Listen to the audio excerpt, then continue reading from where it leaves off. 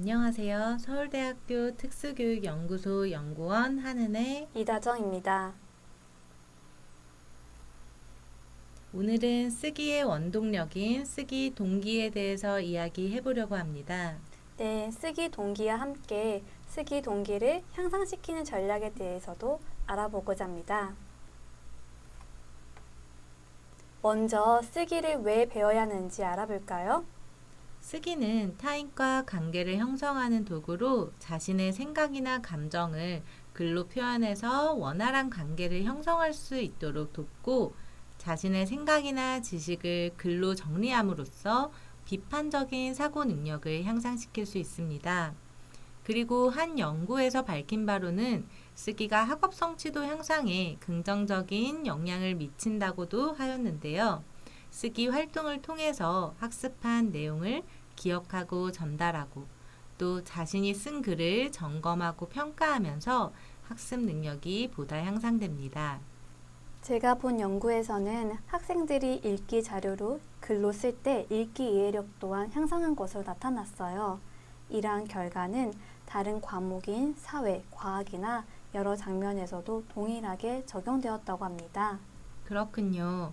이렇듯 쓰기는 학생들이 자신의 생각과 감정을 타인과 공유할 수 있는 유용한 도구로서 사용할 수 있고 또 여러 종류의 글을 읽고 이해하는 데도 도움이 됩니다. 그렇다면 오늘 함께 알아볼 쓰기 동기는 무엇인가요? 네, 쓰기 동기는 말 그대로 글 쓰는 행위를 하게 하는 원동력입니다. 이러한 쓰기 동기를 통해서 학생들이 쓰기 행동을 시작하고 쓰기를 계속해서 지속할 수 있는 힘을 얻게 됩니다. 쓰기 동기가 높은 학생은 자신의 쓰기 목표를 정하여 체계적으로 글쓰기를 할 수 있겠네요. 네, 그렇습니다. 쓰기 동기는 곧 쓰기의 시작으로 볼 수 있죠. 쓰기 동기에 영향을 미치는 것은 무엇이 있을까요? 쓰기 동기는 크게 내적 범주와 외적 범주로 구별할 수 있어요. 내적 범주는 필자와 관련성이 깊은 요인을 뜻하고 외적 범주는 그렇지 않은 것으로 구별됩니다. 아, 그렇군요. 내적인 범주에는 무엇이 있나요? 내적 범주에는 쓰기 신념, 쓰기 효능감, 카타르시스 요인이 있습니다. 쓰기에서는 쓰기 효능감이 매우 중요한데 이는 학생이 자신의 글쓰기에 대한 자신감이나 성과에 대한 기대감을 의미합니다. 그리고 카타르시스는 글쓰기를 통해서 불안을 해소하는 활동을 의미합니다. 외적 범주는 학생 당사자와 긴밀한 관련이 없는 외부적인 요인이라 하셨는데요. 어떤 것이 있나요? 네, 여기에는 인정, 수능, 인터넷, 모방, 출판, 상호작용 요인 등이 있습니다. 쓰기 동기에 영향을 미치는 외적인 요인 중에서 이 상호작용 요인이 매우 중요한데요. 이는 주변 사람들과 자신의 글쓰기에 대해서 이야기하는 정도를 의미합니다.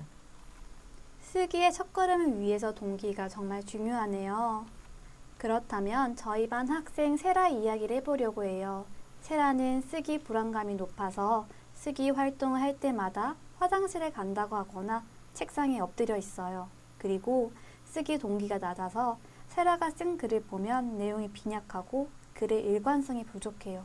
가장 힘든 점은 글쓰기 자체를 피한다는 거예요. 네, 세라의 쓰기 동기를 향상시켜주는 활동이 꼭 필요하겠네요.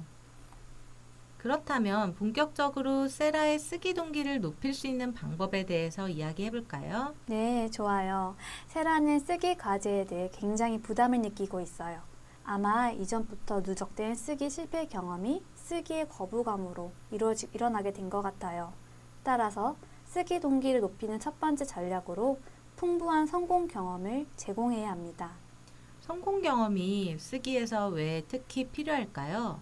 세라와 같이 부정적인 쓰기에 대한 경험은 쓰기에 대한 자신감을 잃게 해서 결과적으로 쓰기 효능감을 저하시킵니다.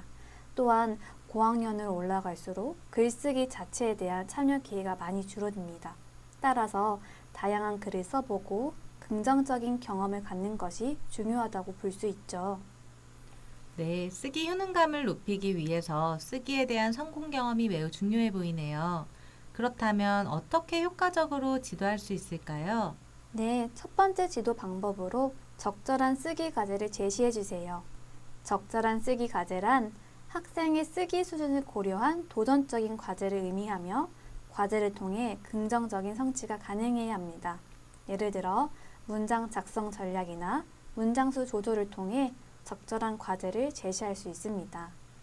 네, 어떻게 지도할 수 있을까요? 네, 하나의 예로 육하 원칙을 활용하여 학생의 수준에 맞게 빈칸 채우기나 이야기 만들기 등 쓰기 활동을 통해 제시해 볼 수 있습니다. 적절한 쓰기 과제 제공과 더불어서 성공 경험에 도움이 되는 또 다른 지도 방법이 있을까요? 네, 두 번째 방법으로는 피드백을 제공해 주세요. 피드백을 활용한 지도 방법으로 쓰기 과정과 결과에 대해 구체적인 피드백을 제공할 수 있습니다. 예를 들어 학생이 쓰는 과정에서도 스스로 점검이나 확인할 수 있도록 의미 있는 피드백을 제공하는 것이 방법이 될 수 있겠네요.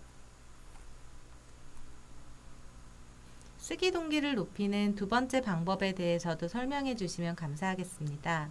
네, 두 번째 방법은 영상을 보시는 분들도 많이 와 닿으실 내용이라 생각합니다. 쓰기에 대한 흥미를 높여줘야 합니다. 동기와 흥미, 정말 중요하다고 생각이 되는데 쓰기에 대한 흥미가 왜 특별히 필요할까요? 쓰기 흥미가 낮은 경우 쓰기 지식도 부족해지고 쓰기 속도도 많이 느려지게 돼서 결국 쓰기를 힘들어하게 됩니다. 하지만 반대로 쓰기 흥미가 높으면 명확한 쓰기에 대한 계획이 없더라도 좋은 글을 쓰기 위해 노력하게 되고 쓰기에 대한 좋은 감정을 느끼는 등 자기 만족감에 더 큰 가치를 두게 됩니다. 쓰기에 대한 높은 흥미는 쓰기 지식뿐만 아니라 쓰기에 대한 태도에도 긍정적인 영향을 미치는군요. 그렇다면 어떻게 효과적으로 지도할 수 있을까요? 쓰기 흥미를 높일 수 있는 첫 번째 지도 방법으로 일상생활이나 자유주제로 글쓰기를 시작해 보세요. 특히 학생이 관심 있는 자유주제나 경험으로 쓰기를 시작한다면 긍정적인 정서를 경험할 수 있습니다. 이를 위해서 마인드맵 활동이나 브레인스토밍을 활용해 볼 수 있습니다. 학생에게 친근한 주제로 쓰기를 시작한다면 쓰기에 대한 흥미를 높일 수 있겠네요. 이 외에 쓰기에 대한 흥미를 높일 수 있는 방법에는 무엇이 있을까요? 두 번째 방법은 자연스러운 쓰기 활동을 제공해야 합니다. 쓰기라는 상황이 시험지 같이 인위적이고 학생의 일상과 관련이 없으면 쓰기에 대해 부정적인 정서를 경험하게 됩니다. 따라서 쓰기 활동의 양식과 더불어 쓰기 과정에서도 학생의 일상과 연관된다면 쓰기에 흥미를 느낄 수 있습니다. 학생들이 자주 접속하는 SNS 매체의 형태를 이용해서 사진과 글을 함께 올리고 태그 달기와 같은 활동을 한다면 쓰기에 흥미를 느낄 수 있겠네요. 네, 맞습니다. 말씀해 주신 것처럼 학생이 자주 이용하거나 평상시에 친근한 매체를 이용하여 쓰기 활동을 제시한다면 쓰기에 흥미를 느낄 것입니다. 쓰기 동기를 높이는 세 번째 방법으로 쓰기 유용성에 대한 경험을 제공하는 것도 쓰기 동기를 향상시킬 수 있을 것 같아요. 이 방법은 처음에 설명한 쓰기의 필요성과 관련성이 높은데요. 쓰기가 실제 생활과 분리된 것이 아니라 쓰기가 삶에 유용하다는 인식을 심어주는 것입니다. 쓰기 동기가 낮은 대부분의 학생들은 쓰기가 유용한 것이라는 사실을 깨닫지 못하고 쓰기 활동을 강요받은 경험을 가지고 있는 것 같아요. 네, 맞아요. 그래서 쓰기는 반드시 해야만 하는 활동이 아니라 내 삶에 도움이 되는 유용한 활동으로 인식될 필요가 있습니다. 이를 통해서 학생들은 쓰기에 대한 자신감과 높은 동기를 얻게 되고 나아가서 새로운 도전적인 쓰기 과제에도 참여할 수 있게 됩니다. 그렇다면 어떻게 효과적으로 지도할 수 있나요? 먼저 쓰기 활동을 통해서 친구와 친밀한 관계를 형성할 수 있는 경험을 제공합니다. 예를 들어 친구에게 쪽지나 편지 쓰기 활동을 통해서 친구와 관계를 형성할 수 있는 기회를 제공합니다. 그리고 스마트폰의 대화 앱을 사용해서 가족이나 또래와 대화를 주고받을 수 있도록 합니다. 이는 쓰기를 통해서 관계를 형성하는 과정을 학생이 경험함으로써 쓰기가 삶에 유용한 도구라는 인식을 사회적인 맥락 내에서 학습할 수 있습니다. 쓰기의 유용성을 삶 속에서 느낄 수 있는 좋은 방법이네요. 또 어떤 활동이 있나요? 두 번째는 경험한 내용을 기록하는 활동입니다. 이 활동은 쓰기의 유용성 중에서 연구성과 관련이 깊은데요. 예를 들어 친구와 함께한 약속을 종이에 기록해 두거나 또 인상적인 일을 일기로 기록할 수 있습니다. 이렇듯 학생이 특정 사건을 잊어버리지 않고 오랫동안 기억하는 경험을 갖게 돼서 결국 쓰기 동기를 향상하게 됩니다. 마지막으로 쓰기는 국어뿐만 아니라 다양한 교과의 학업 성취를 향상시킬 수 있습니다. 수업 시간에 하는 노트 필기 역시 쓰기의 유용성을 경험할 수 있는 하나의 예시가 될 수 있겠네요. 네, 맞습니다. 노트 필기를 할 때 쓰기 동기가 낮은 학생의 경우에는 어디에 어떤 내용을 적어야 하는지 안내하는 것이 좋습니다. 그리고 수업이 끝나고 오늘 배운 내용 중에서 가장 기억에 남는 것을 쓰도록 하는 것도 학습을 위한 도구로서의 쓰기가 됩니다. 쓰기가 학습에 도움이 된다는 것을 학생이 느끼면 자연스럽게 쓰기 동기도 향상됩니다. 소개해 주신 활동을 통해 학생에게 쓰기의 가치를 인식하는 기회를 제공하게 되겠군요. 네, 맞습니다. 선생님, 이제 배운 내용을 정리해 봅시다. 지금까지 짧고 굵게 쓰기의 동기의 중요성과 쓰기 동기를 높이는 방법에 대해서 알아보았습니다. 다시 한번 핵심만 정리해 보도록 하겠습니다. 쓰기 동기란 쓰기 행동을 시작하게 되는 힘이고 또 쓰기 행위를 강도 높게 지속하는 매우 중요한 역할을 합니다.